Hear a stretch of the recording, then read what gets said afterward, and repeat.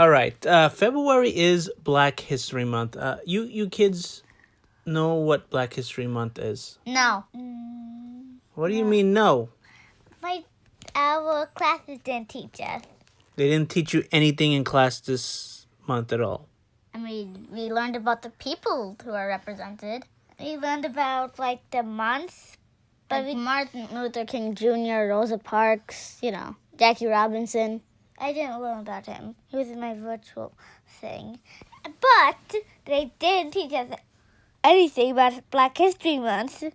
Yeah, why is February Black History Month? Well, I think they picked it because it's the shortest month. Oh, man. I thought it was the longest month. How is it the longest month? Me. How did you... I thought it was 100. Don't you think... have to be the craziest person on earth. Don't you think it's a little bit rude that... They get the shortest month? Yes. Why does black people get the shortest month? Doesn't make sense. Anyhow, we've been celebrating Black History Month on the show. Last week, we had Led Bradshaw, and he was a black writer and artist of the book Jake Jet Pulse, right? Mm-hmm. This week, we're going to talk about... Can I say it? A show called Raising Dion. My favorite. What? Why don't you ever let me finish? And he has superpowers. Way to spoil it. Okay. I'm the Geeky Dad, and these are my co-hosts. The Multiverse Kids. And we're going to celebrate Black History Month by talking about a show called Raising Dion. Now, before we even talk about Raising Dion, we have a special guest. Joe Illidge is with us. He's giving us an exclusive interview, kids. Okay? It's amazing. He just recently had some big news that just came out all over the internet, all over the TV. It's big Hollywood news, and he's going to come on our show to share it. Okay, and he's a legendary, black creator, just a creator in general. He was an editor, a writer, and now he's a producer. Yes, and he's on our show this week. Okay, and we also have some other guests on the show as well. So stay tuned.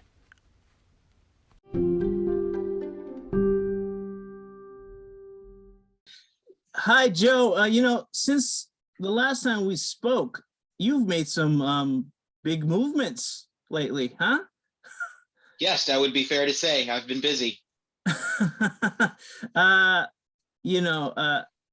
You for our listeners, you want to introduce yourself? Yes. So my name is Joseph Illidge. I am the executive editor of Heavy Metal Magazine. I started working as an editor in the comic book industry at Milestone Media Inc., the first Black-owned comic book publisher to have a publishing deal with DC Comics. They were the creators of the first truly inclusive superhero universe, including a beloved character named Static that became the star of the Static Shock cartoon. From there, I went over to DC Comics, and I became the first editor of color in the Batman editorial department. After that, I spent some time as a columnist. I worked as a senior editor at Lion Forge. I worked at Valiant Entertainment, A Wave Blue World. And again, now I am at Heavy Metal Magazine as their executive editor, and it's a pretty amazing experience. And we're about to hit our 45th anniversary, which is really exciting. Yeah. In my opinion, you're a legend. All right. In this industry, you're a legend. You're a living legend. And Wow. You're very kind. You still got a lot of work to do. So, your legend's just going to grow. I'll do my best to keep doing good work. Thank you so much, Raph. Yeah. I love the name of the production company that you started. Thank you. Yes. So, Illuminous, it was something that I really thought about shortly before COVID happened. I first really thought about it in 2019. And then when the world changed due to the pandemic, of course, I had to put it on hold. But in the meantime, I was working behind the scenes to set up the first kind of project or deal that would launch the company, that would really speak to what the company is about. And so the deal with 50 Cent's G Unit Film and Television, Christopher Priest, another definitely a living legend, Color Farm Media, which is run by Erica Alexander, a longtime actress and producer, and she's now on the Wu-Tang and American Saga show on Hulu, among other shows, and her partner Ben Arnon. So we are bringing a comic book called Zero to the big screen. Zero is a character that was published by DC Comics in 1997, and the rights are controlled by the creator Christopher Priest. Zero is the story about a Black man who is an assassin for a United States government division called the Closers, and he's able to infiltrate society by wearing prosthetics that make him appear to be a Caucasian, blonde, blue-eyed man. So that allows him to get into places where Black people wouldn't be welcome, right? And so it's this really intriguing story about duality and about identity and about losing yourself and finding yourself at your own peril.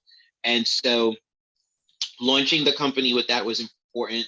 The name Illuminous is definitely connected to my name, but more importantly, what it speaks to is the bright and clear future of creativity. We are now in a time in which the comic book and graphic novel stories have become a great and powerful force in our culture.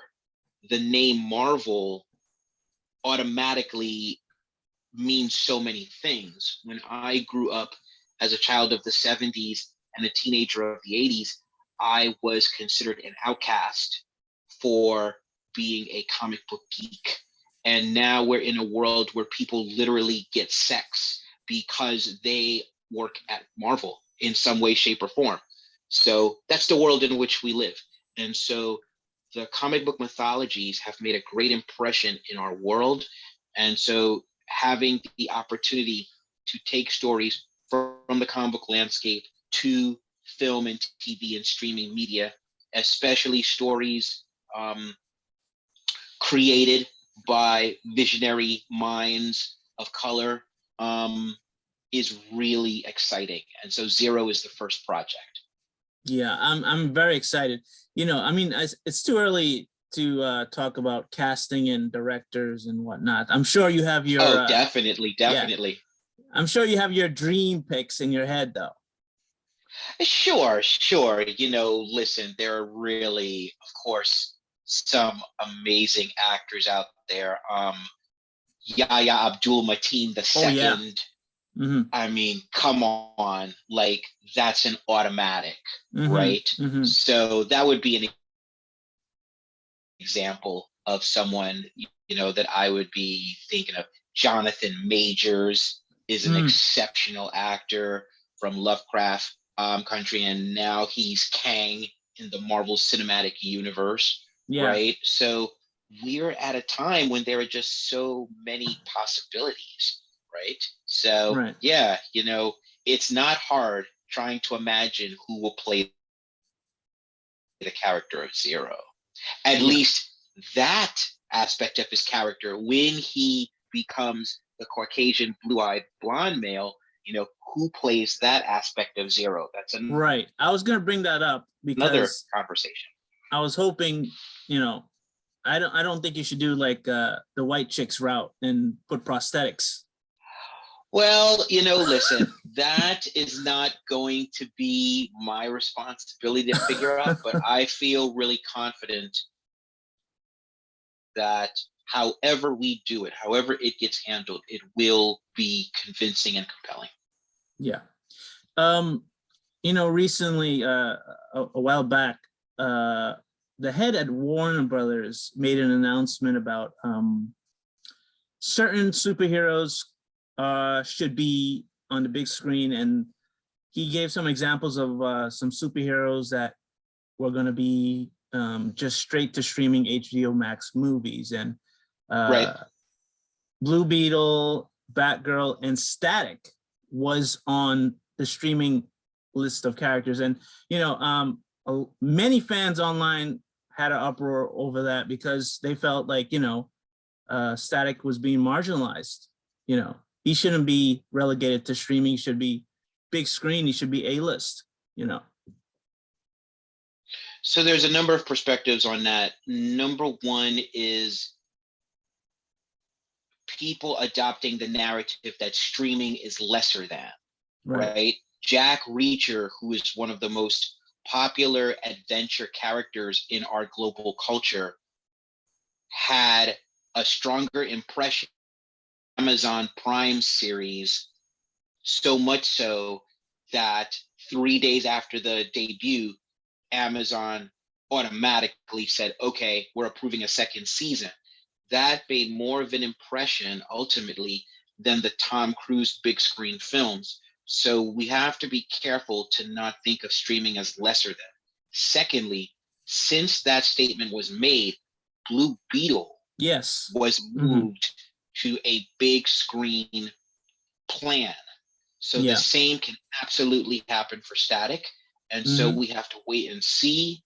And, we really have to be careful not to have a knee-jerk reaction to something that we immediately hear, because when you're talking about entertainment, things change. Yes. The regimes change in a week or less, and that recalibrates their plan, right?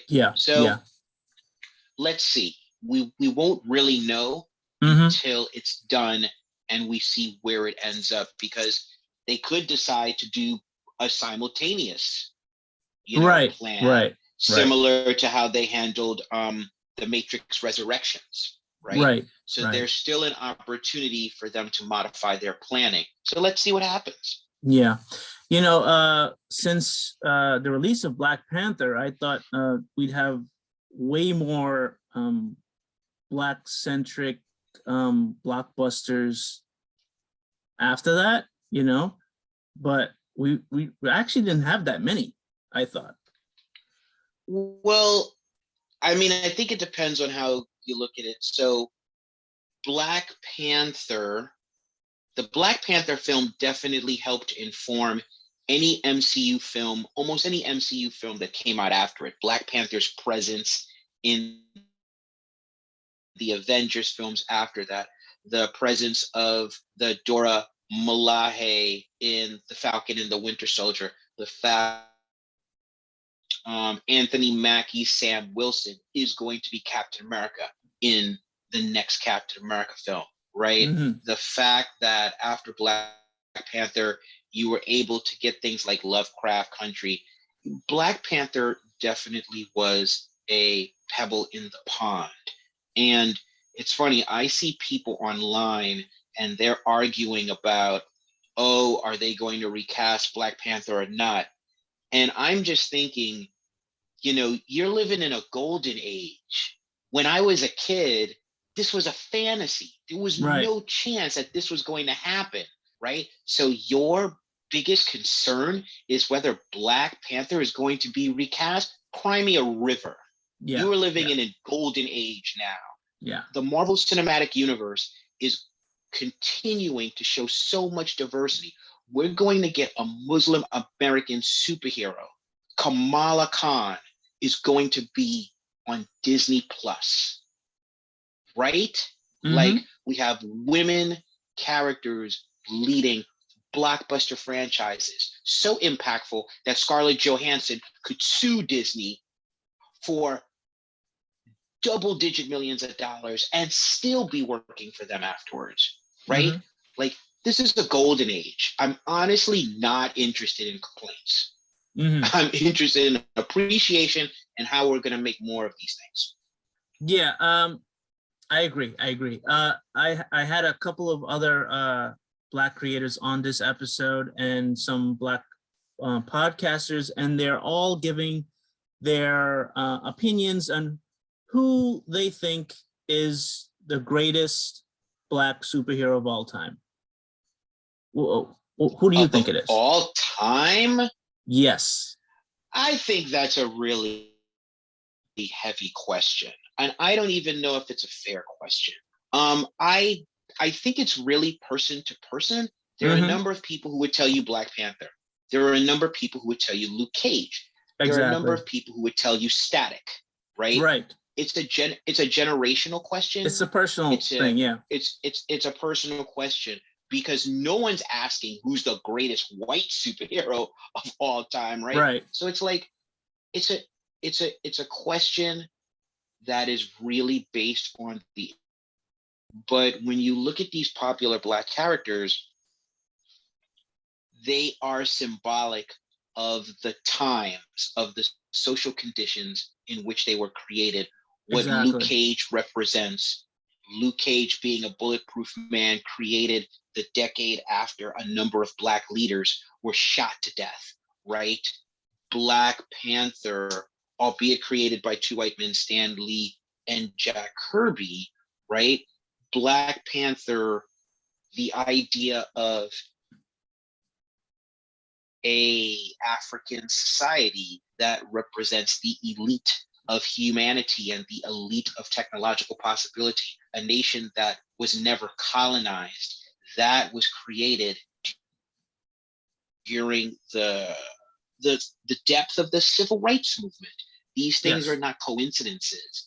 So part of why it's hard to answer that question is because a number of these Black characters are so important because they speak to the times in which they were created.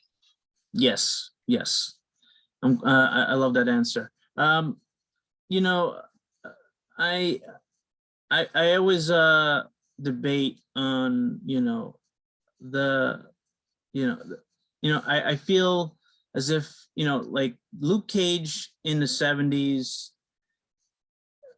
he was kind of there was some stereotypical aspects to him during that time, Definitely. And, yeah, and I'm glad that that didn't get translated when they redid him in the modern age. I'm glad they kind of updated him a little bit. Absolutely, they had to. I mean, Luke Cage was created by two white men who believed or who seemed to take, I can't speak to what they believed with authority, especially since one of them has passed away, but their characterization of Luke Cage seems to be derived from blaxploitation films. Blaxploitation films are beloved, but they are exaggerations of the Black experience. So when you use an exaggeration of the Black experience as a reference point from which to create a character, you're going to create exaggerated times exaggerated. Whereas when you're talking about the Netflix series, the showrunner was Chio Hadare Coker, a Black man, well-known writer, started as a journalist. So this is a person who is not only coming from a cultural perspective, but coming from a perspective of investigating social realities and socioeconomic dynamics. So he's going to come at Luke Cage, understanding what Luke Cage represents in a socio-political context, a socio-economic context, right? So that's how you get a more modern version of him in the modern time. Yeah, on this episode, I'm introducing my kids to a lot of like characters they haven't known about before. They haven't seen the Static Shock TV show, and I grew up with that. I love that show, and it was the first animated show that I remember to have a Black lead as a superhero. Now I can't think of anything else, and I wanted to. I'm gonna show them that show and see how they feel about that show. I think it's great. I think the Static Shock cartoon, all 4 seasons are on HBO Max. Static Shock holds up. It holds up as a real representation of what Black kids go through in their families, in society at large, right? It was really honest about that in a way no other superhero cartoon was at the time, and a number of them still aren't today. And I think it is perfect to show it to your kids and see how they feel about it. It has a lot of heart. Yeah. You know, one thing I never understood is they never had more milestone characters on the show. Yeah, that's a good question. I don't know what that was all about in terms of the superheroes. They obviously had supporting characters like Edwin Alva, who came from the Hardware book. And if you look at the meta breed were obviously meant to be an analog to the Blood Syndicate, right? So it Yeah. was very interesting that they didn't include a number of the heroes. They certainly included a variety of the villains Right. from the Milestone comic books, but not really the heroes. Yeah, and I've seen Icon appear on Young Justice recently too. I believe both Icon and Rocket have appeared on Young Justice, as has Hardware, I believe. Oh, Hardware was on there too? Hardware appeared in the DC animated universe. I believe it was Young Also, Justice. yeah, I think Static also. Yeah. Yes, yeah. of course. If you're gonna have Young Justice, you gotta have Static. Yeah. So yeah, I mean, it's good that they're getting some spotlight. I was hoping they would do like an Icon movie one day. I mean, they still might, right? They still might. We know there's going to be a Static Shock. There's going to be a Static Shock movie. We know that they're working on a Milestone animated movie. Oh, they are. Which is going to basically introduce the Dakotaverse, right? Which is the name of the Milestone superhero universe. Yeah. So that'll be a way to introduce a variety of heroes in one shot instead of having to do all these separate projects. That's fantastic. I'd really be interested in that. Yeah, definitely. What projects are you working on besides this new movie? I'm working on editing a series of books for a publisher named Kingston Imperial, which deals with a Black female kung fu fighter who was born and raised in Philadelphia. Mm-hmm. And I am a creative developer of a new comic book series called The Dusk, which has a Latinx lead. And other than that, some things I can't talk about right now, but you'll hear about a few more things as the year rolls out. And I continue to be the executive editor at Heavy Metal. And we just sent issue 315 to the printer, which is great. And this is really a great year for Heavy Metal. I've been at Heavy Metal for 2 years now, so I've started my 3rd year recently, and we are about to have our 45th anniversary. And that issue will come out in April. It'll be issue 316. Wow, that's good. That's gonna be a big book, right? Gonna be double sized or anything? Yeah, we're gonna keep it the 144 pages, but we're just really gonna pack them with the popular Heavy Metal characters. Tarna, of course, who's well known from the 1981 animated film, and we relaunched Tarna in a new series starting in 2020. And Cold Dead War, which is based off of it's reminiscent of the zombies that you saw in the Heavy Metal animated film. We've developed a lot of new characters, intellectual properties with different creators, and you see those different stories in Heavy Metal magazine month after month. So, no, a lot of cool stuff that we've done in the last 2 years, and a lot of exciting things coming. Have you ever thought about writing like a novel? I don't want to speak to that. I have written a graphic novel. I wrote a graphic novel called MPLS Sound, which is short for Minneapolis Sound, which takes place during the early 80s. And Prince is a guest star in the graphic novel. And it's a fictional story, or it's a story about a fictional band called Star Child, led by a Black woman who went up against the system to create a a ethnically diverse soul and funk band with the aspiration of becoming Prince's band. So they would have been the revolution. Right. And the graphic novel MPLS Down is the story of the rise and fall of Starchild. And so even though Starchild is fictional, because this is a historical fiction, you have to make the fiction reconcile with actual real history. The Minneapolis sound scene is instrumental in how the music industry evolved afterwards, because you have Prince, you have Jimmy Jam and Terry Lewis, you have The Time, you have all these people that would then go on and influence other careers. Just Jimmy Jam and Terry Lewis alone, what they did with Janet Jackson. Janet Jackson's career has changed the direction of entertainment and music as we know it. So MPLS Sound was really great to do. I had a lot of fun with it, and I learned a lot about the history of Minneapolis as it relates to the music scene and the history of Prince. Yeah.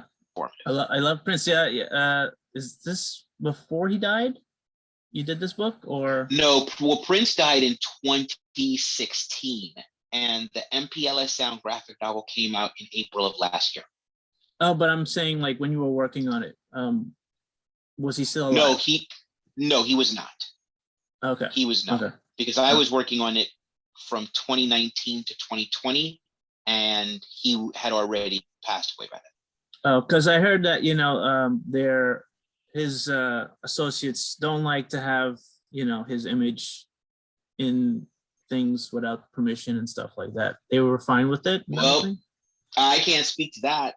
I was hired to do it. I was told I could have him in the book, and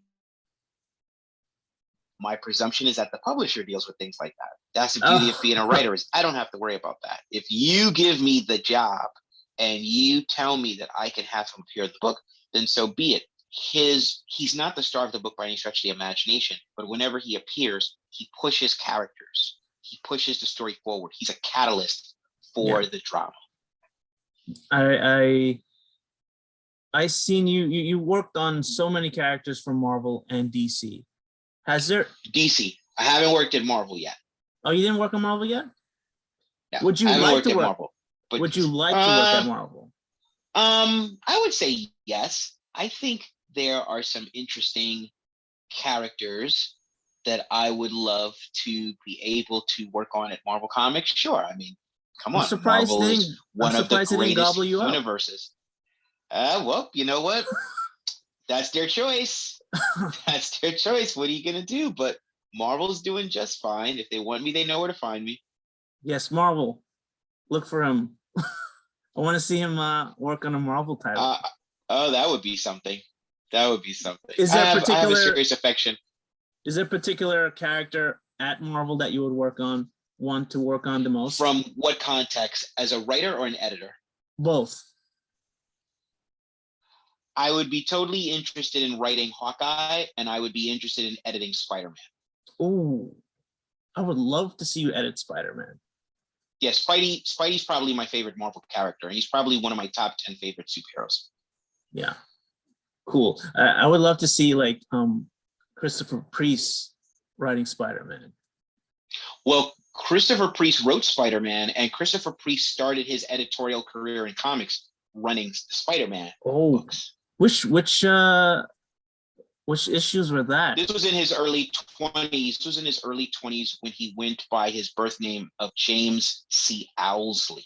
Oh, see, I don't even know that. Yes. So Christopher has already cut his teeth on Spidey. Was there a reason why he changed his name? There is, but he knows what it is. I don't know what it is, but he changed his name. I don't know if that's common knowledge or anything. I think among a lot of the fans of this, he has a very loyal fan base, and they kind of know all things. There may be a number of people who don't know that, but yeah, that change happened, I think, after he left DC Comics, because he was an editor at DC Comics after he was an editor at Marvel Comics. Right. I mean, who do you think, in your opinion, are the most influential Black writers in comics? Well, Christopher Priest Mm-hmm. and Dwayne McDuffie. Christopher Priest and Dwayne McDuffie. Now, one is unfortunately dead. It's Right. tragic. Dwayne is dead, but those are, in my mind, most influential Black writers in comics. And on TV too. He wrote a lot of episodes of Justice League, right? Dwayne wrote a lot of episodes of Justice League, as well as Ben 10, as well as a number of Static Shock episodes. I think he wrote some of my favorite episodes on Justice League. Yeah, oh my God. He wrote the final episode, which connected, Justice League And Beyond. yes, and Static, was that the one with Static or no? No, that's the one with No. I'm talking the final Justice League episode. Oh yes, Static in his show has interacted with the Justice League, and the Justice League has interacted with future Static, older right. Static. Right. Yeah. Yeah. He wrote also Batman Beyond episodes too? Batman Beyond appears in the very last episode of Justice League. Okay. Have you worked on any animated series yourself? No, when I was an editor in the Batman editorial office at DC Comics, I worked in conjunction with Sean McLaughlin, who was a major animation producer at Warner Brothers, because I edited the Batman Beyond comic book. Oh. So I had to work in conjunction with him because I wanted the comic book to connect more deeply with the animated stories. Right. I am amazed at how, like last week, there was no idea I was going to see you on a news like this. Like, it's just amazing how everything can change in a week. It's true. But behind the scenes, it's a lot of hard work. Yeah. It's not, drop water movie deal, right? There's a lot of work that happens behind the scenes, and in business, you just got to keep things close to your chest and do the job. How did you get connected with this project, by the way? Without going into much detail, there are people involved in the deal that I knew already, and it was just really a matter of bringing the right people together for this story, for Zero. Zero is a very particular kind of sophisticated story, and so the right people had to be brought together for it. Okay. There's no script yet, right? Not as yet. This is early, and there are things in development. Okay. All right. And then as things happen, we'll reveal more about what's going on with the film. But right now, This is the early stage. Okay. There's just a plan for movies, no like a TV show. I didn't say that. Oh, okay. Because I thought it would work as a TV show too. Well, to be seen. There are various intellectual properties that appear on multiple platforms. Yes. Right. Yes. So look at how the John Wick franchise is leading to the Continental TV show, right? Mm-hmm. Mm-hmm. So no one's saying that you're not going to see the Zero characters in TV in some way, shape, or form. Let's see. Well, I hope so. I hope it's a big success for you and everybody involved. And thank you. It's a great concept, and beyond a shadow of a doubt, it's a real wild one. But it's played with the most serious, dramatic face that it makes for truly compelling story. Yeah, I mean, as long as you don't do like comedy of it, it should be fine. There is no room for comedy in this story. There may be some characters who try to deal with their real lives by injecting comedy into it, but this is not a drama. I'm glad. This is a drama. That's good. That's gonna be good. It's gonna. I think hopefully it doesn't get any controversy, because it's basically like reverse blackface or Well, anything like that? I mean, I don't know what you're saying, because of course it's going to get controversy. It's a black man disguising himself as a white man to kill people throughout the world, working for the United States government. Yeah, I know. I'm just saying. I hope it doesn't get any That's controversial. Yeah. Yeah, let's see. It's gonna. You know what? You can't do anything about that. What you I know. have to I do mean, is move forward and tell the best story you can tell. exactly. I know we're right now. Everybody's a little bit, too touchy at the moment, and they get set off a little easy. Well, America's always touchy. Yeah. Right. Yeah. Because America has a lot of things to admit to itself. Right. So America's always a little touchy. And if it is controversial, it's going to be good for you guys. It's going to give you more attention to the project too. Nothing wrong with that. Nope. We'll take it. Yeah.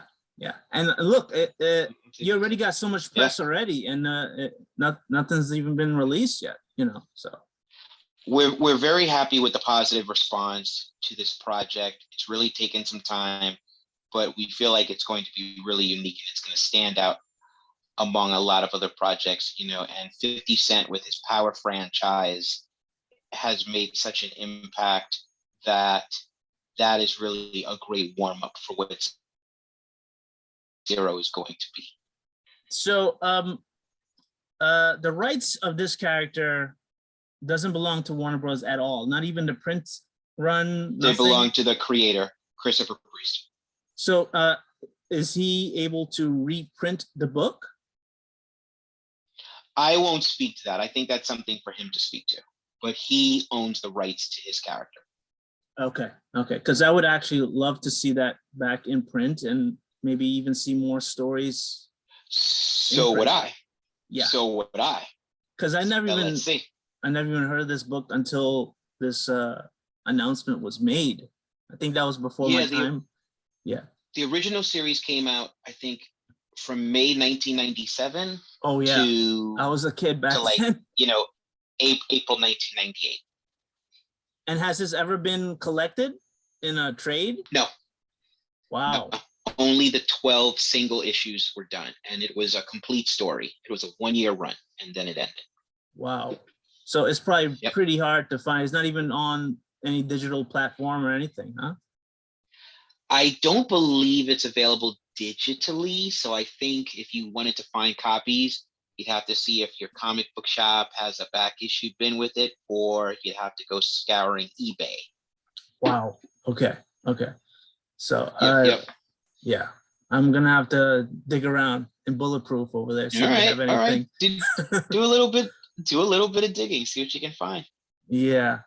Well, I'm glad you were on our show. You're probably the biggest guest I ever had on the show so far. Oh my goodness. Well, thank you so much, and I'm glad we got to do it and talk. It's great. Thank you so much. All right. Good talking with you, Raphael. All right. One last thing. What are you geeking out personally yourself on? Jack Reacher. Oh, okay. I've been a fan of the Jack Reacher novels for I think 10 years now. I'd like to think I've read maybe 2/3 of them or 3/5 of them. So there's so many books. I'm loving seeing Jack Reacher on Amazon Prime. Other than that, I really like the Eternals comic book series at Marvel right now. And I think those are the things that I on the most. I really need to get back to The Expanse. I never finished The Expanse, so I'm in the middle of season 4. Same thing with Peaky Blinders. I think I'm in the middle of season 3. So I really need to find the time to get back to some quality TV. Yeah, I got the kids. We're watching Raising Dion. Have you checked that out? I have not, but I've heard good things about it, and it's in its second season, correct? Yes. I mean, it's a positive show with a Black lead, and the main character is a mother. I think it's a great show. Came from a comic book, Yes, I know, and I think the creator of the comic directed some episodes of the show. Oh, that's great. Yeah, that's great to hear. Yeah. And Michael Yep. B. Jordan is a producer on that show. Yes, he is. That's right. And that's another guy who'd be perfect for the role too, right? That would be something. That would be something to see MBJB Zero. That would be interesting. Yeah, you should check out that show. It's a good show. Okay, I will give it a look-see. I've heard good things about it. Yeah. All right. I don't want to take up too much of your time, but thank you for being on the show. And No, you're welcome. Thanks for having me, Raphael. Yeah. And we see each other on the street all the time. I'll see you soon or something. That's it. You'll see me. I'll be wearing masks, but you'll recognize the hair. Yes. It's grown since I've seen you. Oh yeah, it's going to keep growing, my friend. Yeah, you should make some maybe do dreadlocks or something. Let's see. That'll take a few years. It takes a while to get there, but we're going to keep the experiment going and see where it leads us. Yeah, I mean it's a good look. I like it. Thank you. I've adapted to it. Yeah, it's interesting. Yeah, so, I mean maybe if you make it like white, just make it. I don't know about that. I don't know about that. I think it has to stay black. Wait. So it's not natural then. Oh, you're funny. No, there's a little bit of gray hair in there, so I assure you it is natural. Okay. All right. All right. Yep. It was great. It was great talking to you. All right. Same here. Talk to you soon. All right. Thank you. Bye. Okay. Bye. Once again, I want to thank Joe for being on our show. He's been doing a whirlwind of media tours from, TV shows and, Forbes magazine, Entertainment Weekly, all over the internet with big magazines, and I'm glad he took the time to come on our show. Thank you again, Joe, and I hope you have some big success with this new venture that you're doing. Now, I'm going to bring the kids back. They really, really want to talk about this show, Raising Dion, so I'm going to bring them in, okay? All right? And right after the break.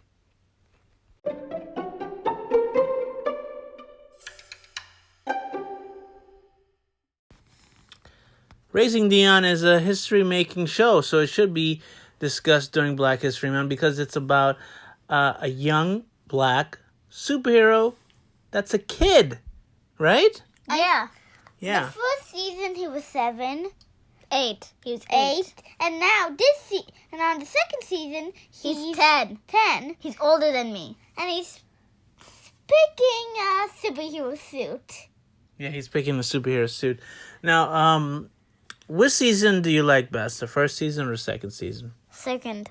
You like the second season better, huh? I like that last episode of the second. Yes, I did. Because This is gonna be spoiler filled, okay? Spoiler, right? spoiler alert, Yeah. spoiler alert, Spoiler alert. Spoiler alert. warning. Yeah. The last scene of season 2. Shows him as a superhero as a grown-up. Yeah, we flash forward. I don't know how many years. How many years? What's Like up? 20.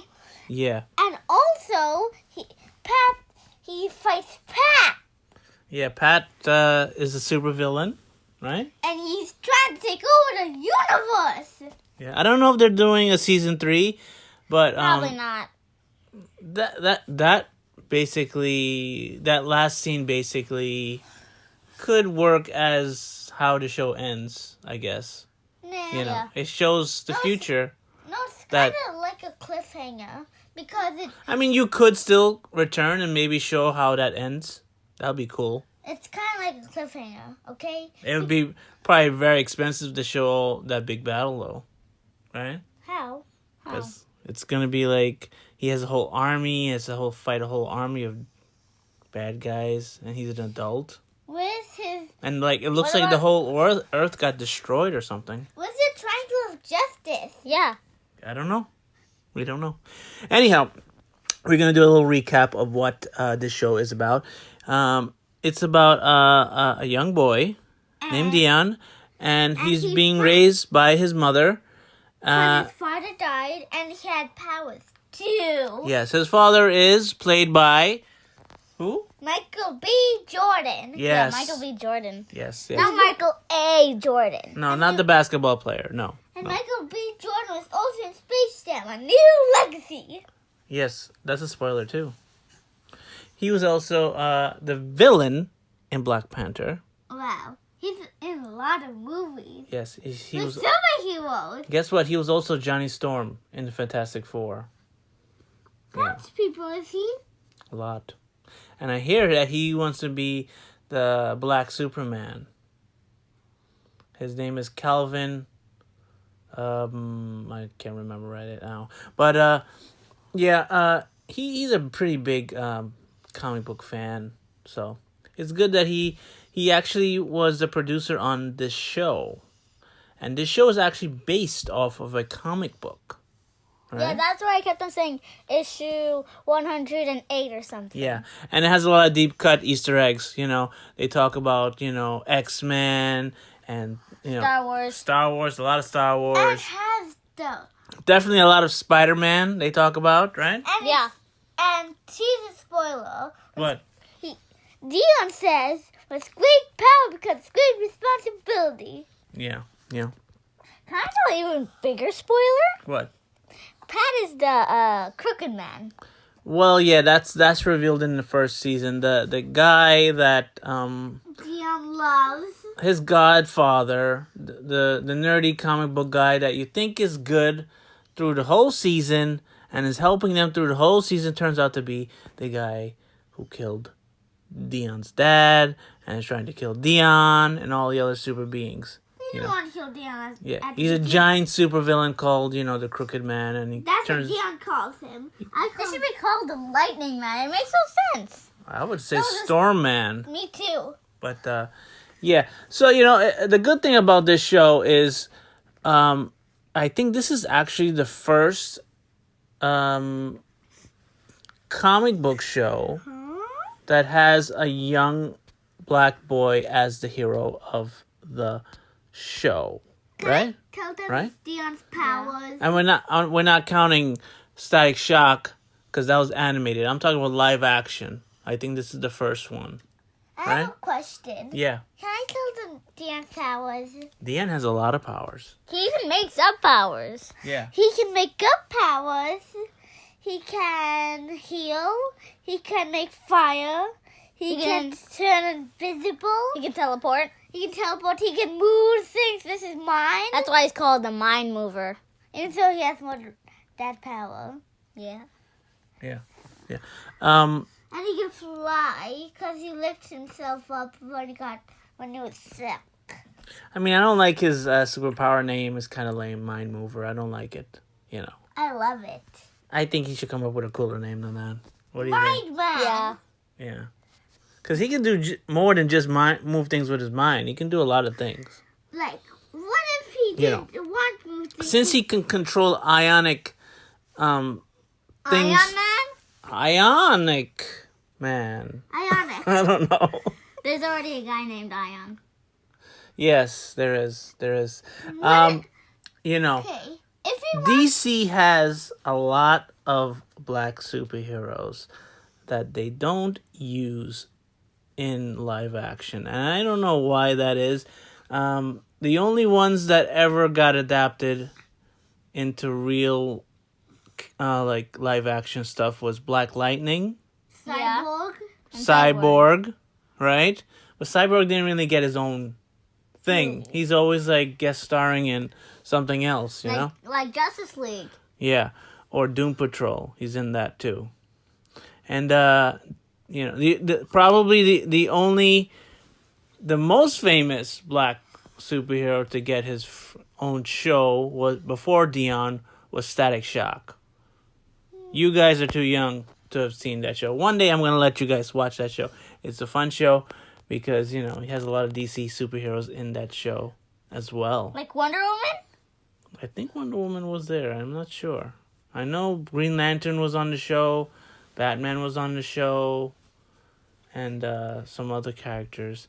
He was in a Justice League episode as one episode as well. Yeah? Did you know? What if Dion wants to move something? What if Dion didn't need to move things in his mind. But since his name's Mind Mover, he can only move things in his mind. So he can't do anything else except moving things in his mind. His name should be Ion Man. I didn't understand one word you just said, kid. Okay, so He just kept talking about the same thing over and over. Okay, I think he said he can.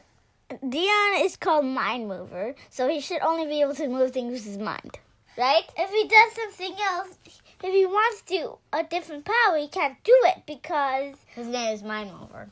He can only move things with his mind. This is why I said it's not a good name, because he does more than just move things with his mind. He can manipulate the ions around people, or around the earth and stuff like that. But I don't know. There's another person named Brayden. Yeah, Brayden is in season 2. We're gonna talk about season 2. Brayden is the creepy little kid. I don't know if he takes showers or anything. He has very long hair. Yeah, and I think he only eats cereal all the time. Because all you see was him eating cereal. Brayden's mom and dad are dead. I feel sorry for those, he's like an evil Sith. Because, in fact, he actually likes the Sith. Okay? He likes, like, Darth Vader, Darth Maul. And he mostly likes Palpatine! Yeah, he likes all the bad guys in Star Wars because he can move things with his mind like a Sith. No, and he can, actually, no. No, he can control people with his mind, yeah. And the villain from season 1, the Crooked Man, is an evil entity. He looks like, those... He turned into Palpatine! You know those things from Harry Potter? What were they called? What do you mean? The ghost things that used to, like... Deometers or something? Yeah, the Death Dealers or something like that? Wait. No, I got nothing. Yeah. The Death Dealer. No. No, those ghostly things in Harry Potter. Yeah, I'm sure you guys out there listening, you know what I'm talking about. The Crooked Man looks like that. It's an evil entity. It looks like it's made out of smoke, and it has like a hood. It's the Crooked Energy. He looks like Palpatine, you mean? He kind of looks like a ghost version of Palpatine. Inside of the Crooked Man, and the Crooked Man turned into a Palpatine Crooked Man. No.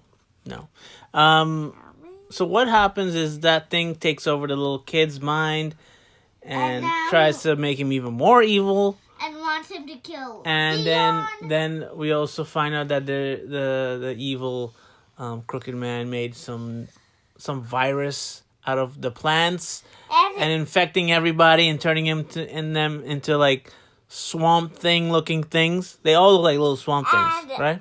Yeah, they look like zombie swamp things. Yeah, and really gross. Dion's mom got infected, but Dion saved everyone. Yeah, at the end, Dion has like a own super team. He has like the Triangle of Justice. Also, the lame-o guy that can only make force fields. You mean Tevin? Yeah, he's lame.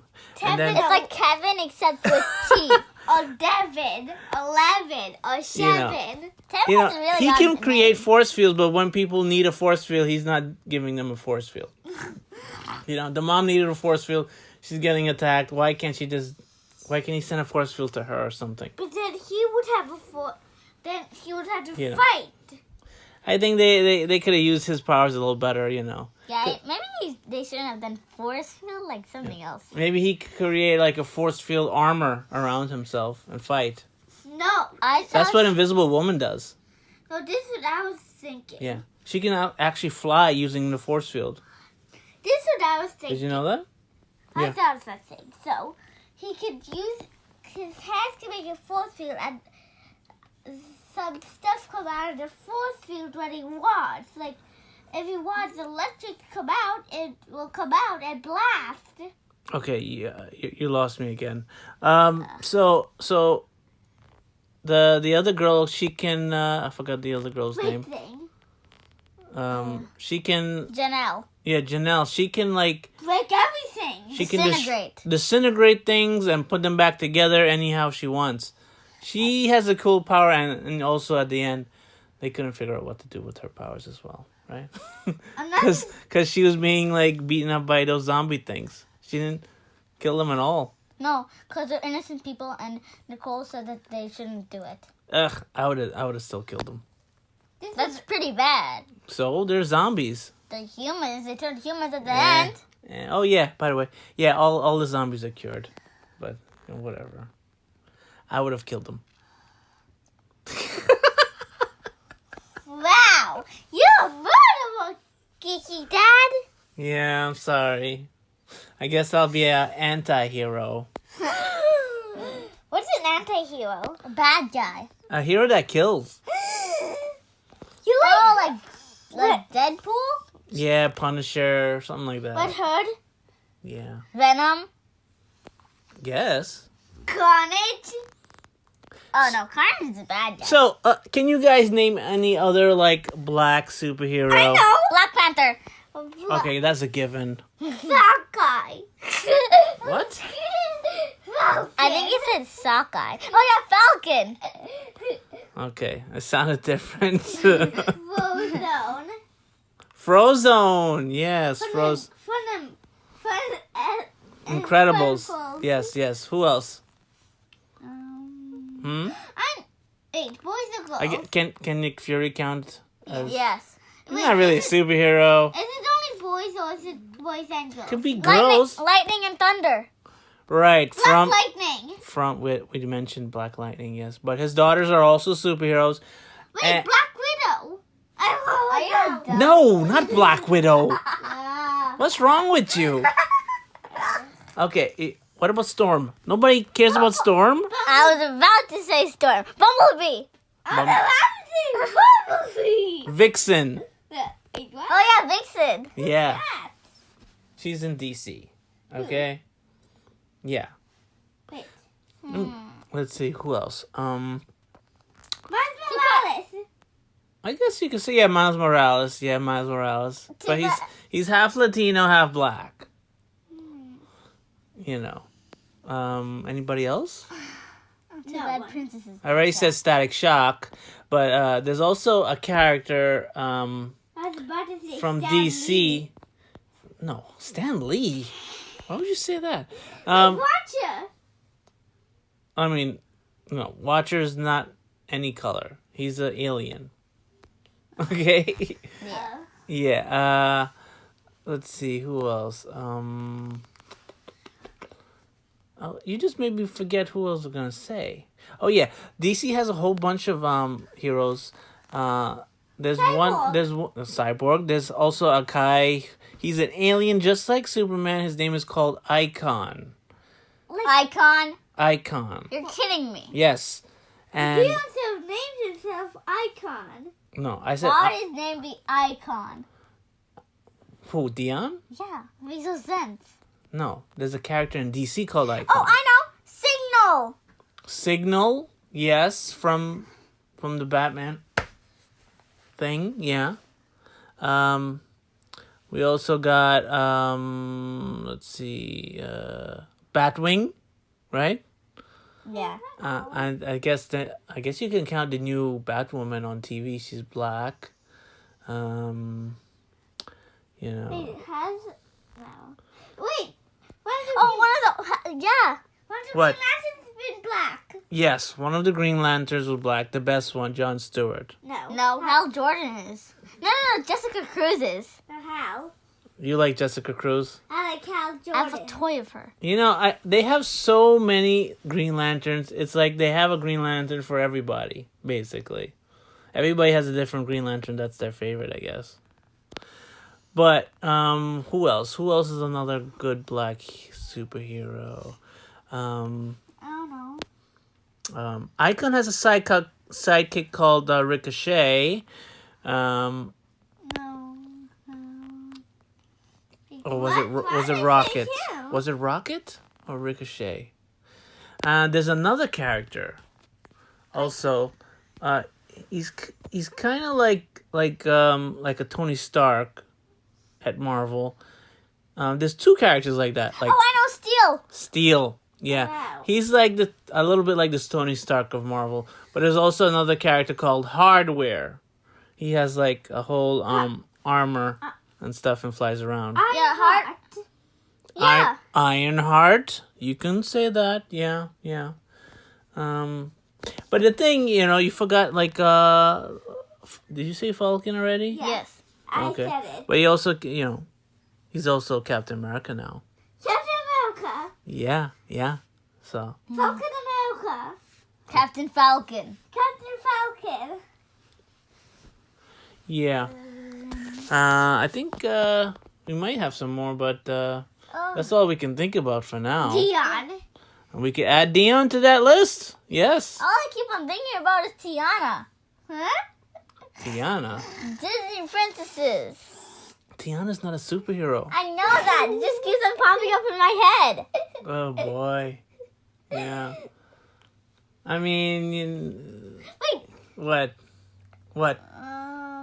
I just saw someone from Star Wars. Now I forgot. Finn? Oh, yeah. No. Yeah, actually, yeah, though. Yeah, Finn. I guess he's a superhero. I don't know. Didn't seem like a superhero in the movie. All he kept doing was saying, Ray! He kept screaming Ray the whole time. I saw a Jedi in Star Wars. Should I? Oh, Mace Windu. Oh yeah, Mace Windu, even though, he died like a punk. We don't even know if he's dead. He's dead. He fell down a high spot. Yeah, he probably is dead. I'm always correct. No, you're not. You're always wrong. Like what? Yeah, you're always wrong, actually. No. Yeah, about that Luke thing, like, you said that Grogu was going to kill Luke. That thing was completely wrong. No, I did not say that. You did. Daddy, who said it? I don't know, I can't remember. Raymond did. No, she did. Why would I say Luke would die? Because you hate Luke. Okay, so let's go back up to the topic, okay? Who? What's the topic? We didn't even give a review for Dion, Raising Dion. I give that. Dion's mom. Oh, yeah, Dion's mom was going to die. Kevin. Yeah, she's Kevin does, Dion's mom is kind of a superhero because she's raising that crazy kid. that does crazy stuff and saves everyone. You'd have to be a superhero to raise a superhero. Come on. No. Yeah. Mark wasn't superhero. Mark. Actually, basically it was. Wait, Kevin. So, Ariana, what's your review of Raising Dion season 1 and 2? I give it 4 thumbs up. Okay. So that's your hands and your feet, right? Yeah. Okay. I give it 100 thumbs up. Okay. I give it 1,000 thumbs up. I give it infinity thumbs up. Infinity isn't a number. It is. No, it isn't. Okay, I give it infinity times infinity. Oh! Infinity plus infinity. It's a very good show for families to watch. It's a good, positive show. I'm giving it 10 thumbs up. You see a lot of these other superhero shows. Superheroes supposed to be for everybody, and they make it all adult and filled with curses, and Not all of them have curses. I said some of them. Not like Teenage Mutant Ninja Turtles. Yeah, well, it's good to have a show that you can watch with the family. It's a good show, too. And it's a positive show. So, go watch Raising Dion. It's a good show. It's on Netflix. It's on Netflix, yes. Let's hope we get a season 3, right? Yeah. Yeah. Bring a season 3 to us, right? We only know what he does. Yeah. Yeah. He saved the day. I mean, the only other superhero show out there with a black superhero is Naomi. And so far, I have... We forgot about Naomi. Yeah, we saw the first episode. I didn't like it that much. I think it's a little We slow. forgot about Tevin. Yeah. Tevin doesn't really count, does he? Tevin is a character on Dion. He doesn't have his own show. Okay? Okay. Oh, so they're supposed to have their own show. Yes, I'm talking about people with their own show. So Thunder and Lightning don't have their own show. No, they don't. So then they don't count. No, I'm talking about a different subject altogether. I'm talking about shows now. Before we go, I wanted to get some opinions from some other black creators out there about who their favorite black superhero or even favorite villains are. And here's what I got. This is Mark Leary from the Blurred Cast. Hey, it's Mark from Blurredcast again. I'm going to talk about Storm, who just hands down is my favorite black superhero of all time. One, she's an X-Men. Two, she's the leader of the X-Men. I know in the 90s they had the animated show and they showed Cyclops being the leader, but if you read the comics, when Cyclops wasn't there, she was the default leader. And later in the 90s, when Scott came back after they brought Jean Grey back to life, she won in a non-powers use against Scott and won to be the de facto leader of the X-Men. Omega level, African royalty. She marries Black Panther. I can't really say enough about Storm. Like, everything she does is great, except in the 1999 X-Men movie where she only had that one line. What happens to a frog when it's struck by lightning? The same as everything else. Hey, it's Mark from Blurcast again, and I had a thought. What about my favorite black supervillain? I know it might be a little taboo to have a favorite black supervillain, but I have to go with Eric Killmonger, from the comics and the Black Panther movie and the MCU universe. One, he was right. Two, he definitely, Michael B. Jordan had a way better performance than Chadwick Boseman did in his own movie. But that's neither here nor there. But just, how he's being personified in the MCU to some degree and how he is in the comics, he's a great villain. He's a great character. And I'm glad that the MCU is trying to do him some kind of justice, even though they kind of keep setting him up to fail. If you look at the What If and the Black Panther movies to be examples. Thank you, Mark, for leaving those comments. And now it's Led Bradshaw. He came back from having so much fun in our last episode, and he's back on the show to talk about who his favorite black superheroes are. My opinion, you know what I think, especially today, there's, I think Black Panther was like a big, was a big deal. And for every, and for every sense of the word, I mean, it was an amazing achievement, and before that, I'd like to go like a little before that. I think in my honest opinion, like I would say Luke Cage. Yeah. Yeah, I would really say like Luke Cage. I think it really paved it kind of paved the way like in the industry for, a movie like Black Panther because it really showed what like a predominantly um like black cast, what like how powerful of like a series it was. And I Yeah. think also too in the realm of cultural significance that Luke Cage had. Like we're talking about like a series that broke Twitter. Like when when it when it premiered, like we saw like how uncomfortable it made people seeing a predominantly black cast, that um at that point, it was kind of like people, I guess they didn't think like like a formula like that wouldn't work in Hollywood, but I feel like, I feel like before like, we give like Black Panther its just due, and don't get me wrong, that was an amazing movie. And I just feel like, like Luke Cage should get its just due. I think like as far as a hero, like that was pretty much born from like, 70s black exploitation like movies and stuff. I mean, we had like a character who was wrongfully accused and imprisoned for a crime that he didn't commit, who's given like superpowers. Um, I mean, it's like you have like a character that can really tell like a good story, especially in like the social commentary, things that are going on currently. And I think Luke Cage touches on those things. On like, being the king of like a fictional kingdom. I mean, Luke Cage felt more grounded to the, to the people and what's relevant and what's going on. Yes. I agree with you on that. My pick uh would be Mr. Blade himself. Nice, good choice. Yeah. I mean, I remember when I first saw that movie, I was blown away when I saw that movie as a kid. Still my Yeah. favorite vampire movie out there. Yeah, Blade, that I remember, like, to tell you the truth, like, Blade was like the first, like, I wouldn't say the first Marvel movie, but I guess it was like the first like mainstream Marvel movie, really.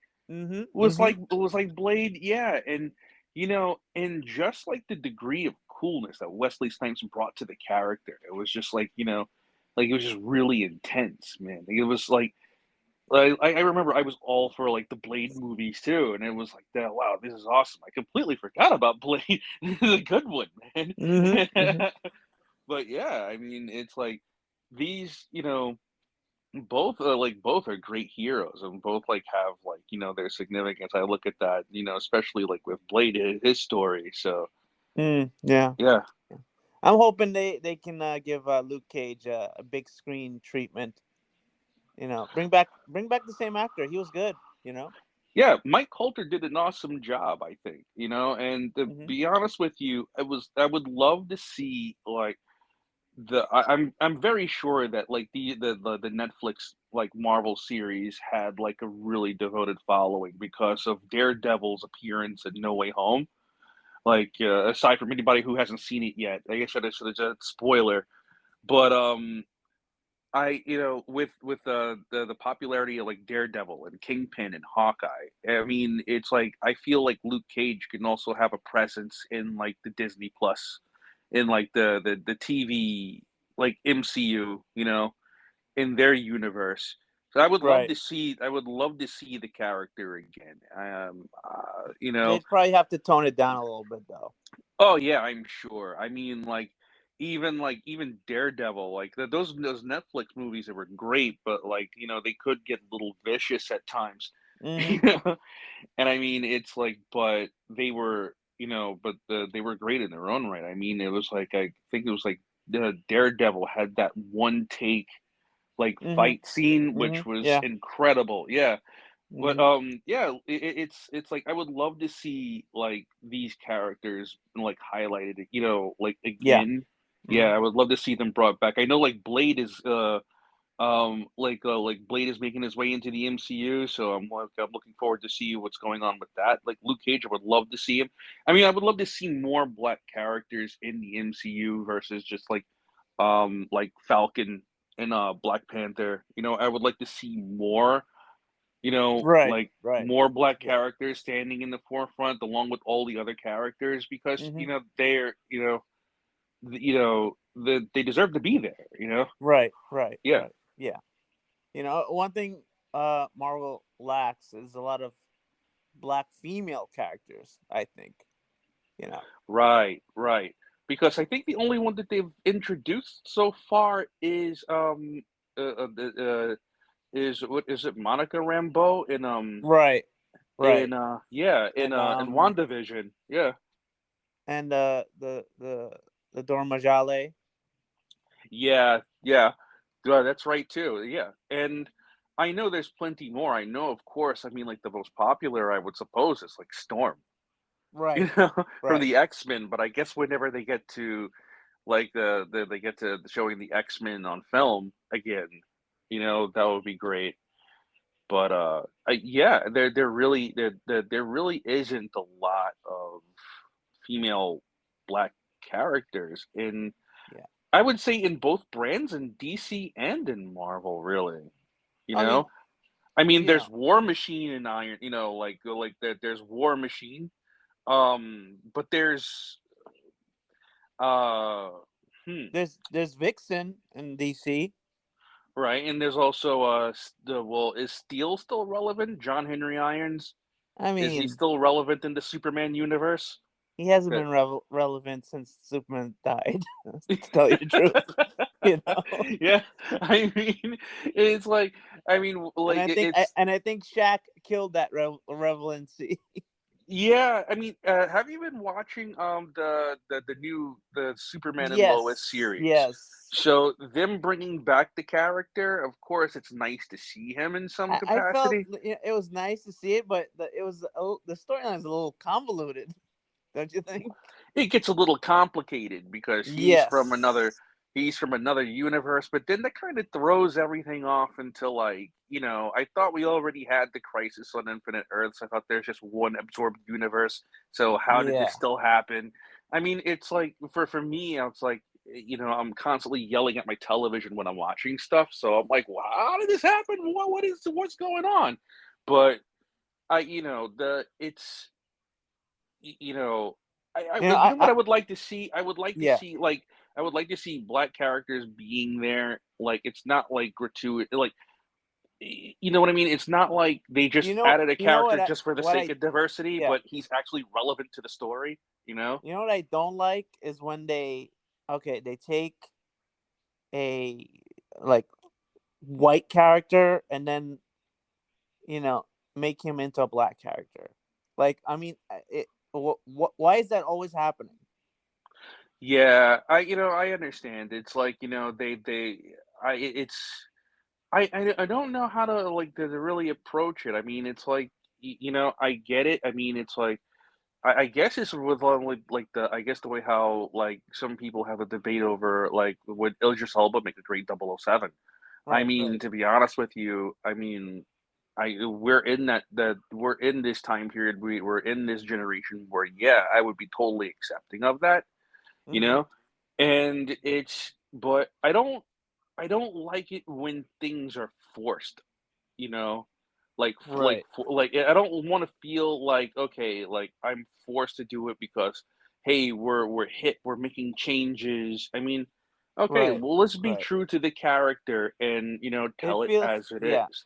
Like It yeah, feels like they're just checking a box r- sometimes. yeah, that's exactly what I mean. And it's like instead, don't check a box. I mean.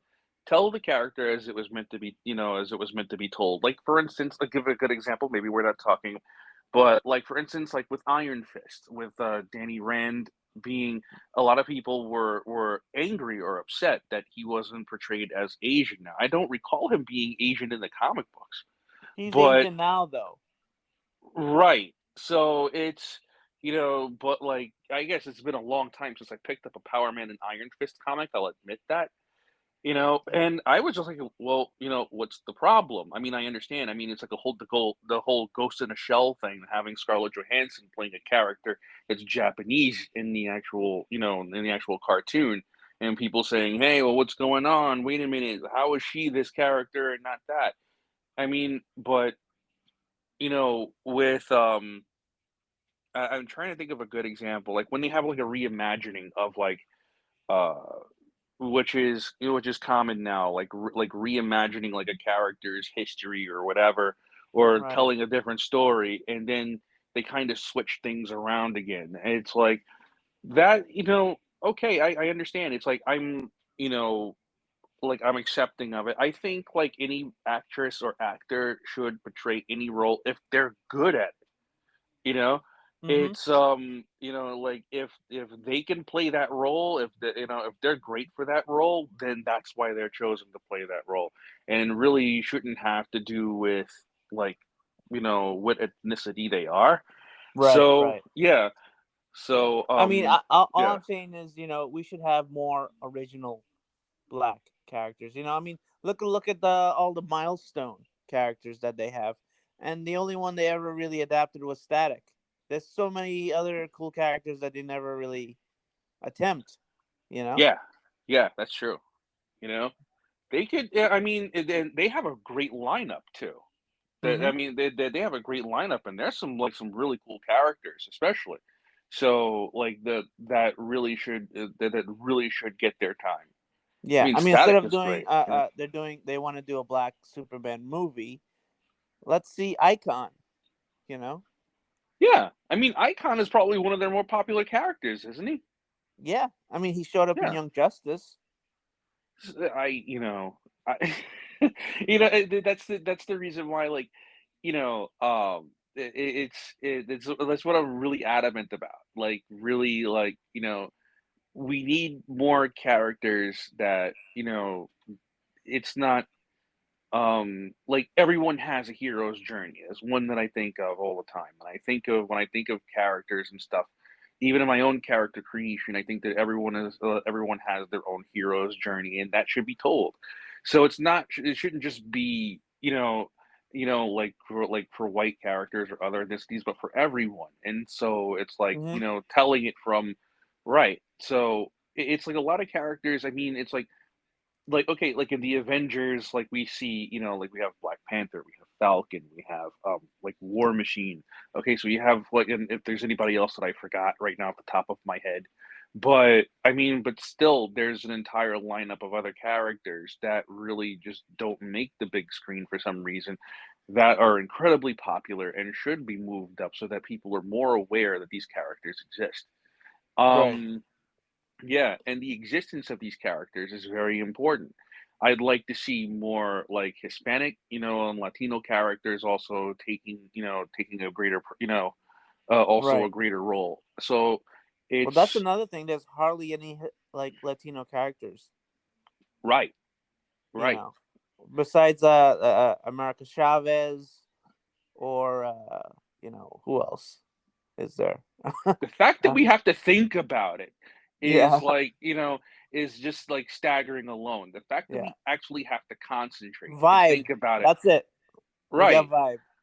So it's like, that's troubling for me, that the fact that we have to actually sit and concentrate and think about like, Hmm. well, Hmm. who's who? Like, wait, and Right. we actually have to like come up with somebody where it's like somebody were to name five superheroes off the top of your head, guaranteed all of them, Right. right. So But the point I was making, like, most of the black superheroes are just the black counterparts of white characters. yeah. You know, Hmm. War Machine, Falcon, Right.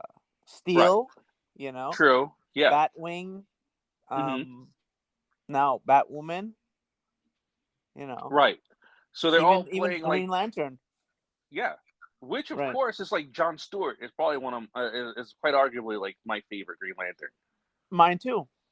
Yeah, he's my favorite Green Lantern. Hmm. The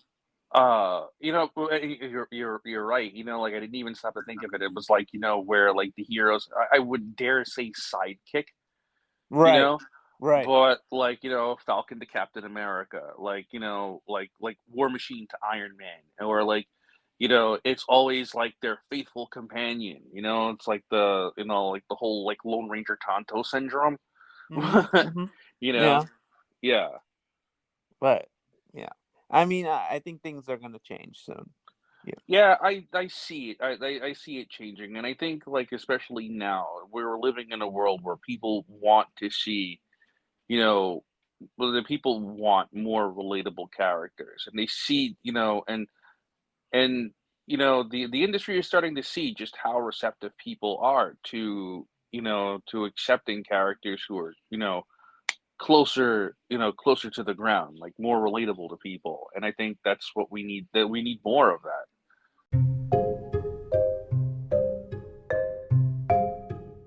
I want to thank all of the guests that showed up on our episode today.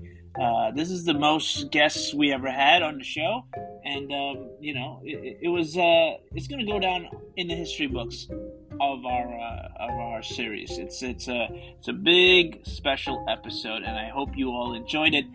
Follow us on Facebook at the Geeky Dad Podcast. We're also on Twitter and Instagram. So give us a like. Thank you, and come back next week. We're gonna have another fun episode. Bye.